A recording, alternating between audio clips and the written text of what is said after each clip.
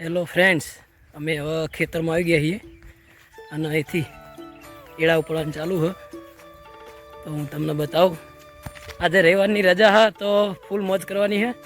રવિવારની ફૂલ ડ્યુટી એટલે કે એરંડાને ઉપાડો અને ખડામાં પોકાડો. તમે જોઈ શકો છો આ ઢગો પડ્યો છે. નાનો ભાઈ એરંડા હમા કરે છે ને હવે ભરશે અને ખડામાં પાસ કરશે. ચલો, એરંડા નાખવાનું ચાલુ થઈ ગયું હે. અમારા નાના ભાઈ ભરવાનું ચાલુ છે. જો હા, ઈંડા ઉપાડી નાખે હે. હા, ભાઈનું એવું કેવું હોય કે હું તો ખાલી ભરાય જ, તમારે ઉપાડવો તો ઉપાડવા પડશે. બરાબર, કશો વાંધો નહીં. આજ રવિવાર હે. પપ્પા કહેતા હતા કે આજે રવિવારની રજા હતો કે 2 જણા ભાઈ થઈને ટેકો કરાવી દો.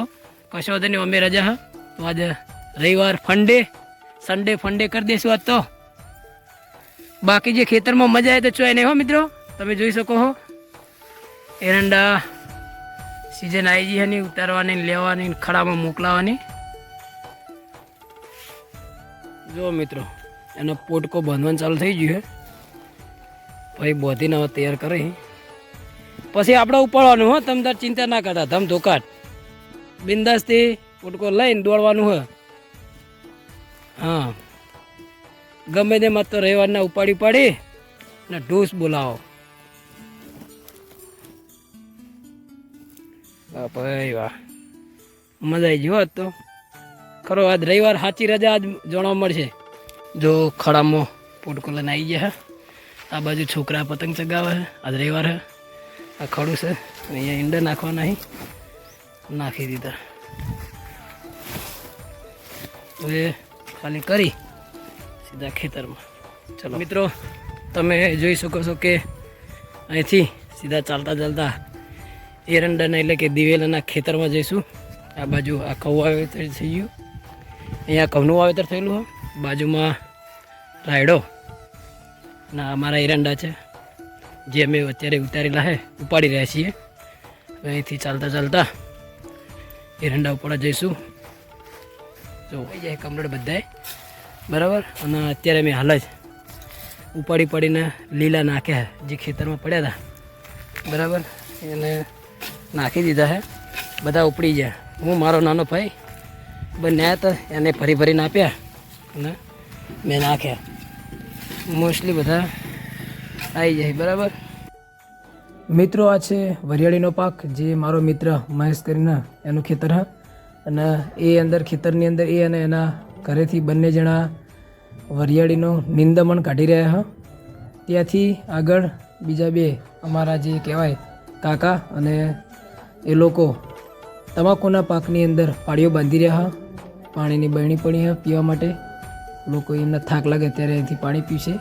અને તમને બતાવીશ કે હવે જે તમાકુનો છોડ હોય કેવો હોય. તો આ છે તમાકુનો છોડ. તમાકુના છોડને તમે જોઈ શકો છો.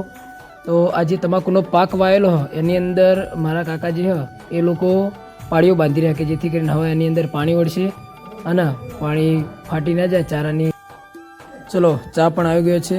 મારા કાકા લોકો ચા પી રહ્યા. મને પણ ચા પીવાનું કોઈ, પણ આપણે ચા પીતા નથી. એટલે ચાલો, પાળીઓ બાંધતા સરસ મજાનો ખેતરની અંદર ચા પી રહ્યા છે. ચાની મજા માણી રહ્યા છે. ચાની ચુસ્કી ખેતરની અંદર કામ કરતાં ચા નાસ્તો કરીને મજા આવી જાય. એ તો તમે ક્યારેક અનુભવ કર્યો છે.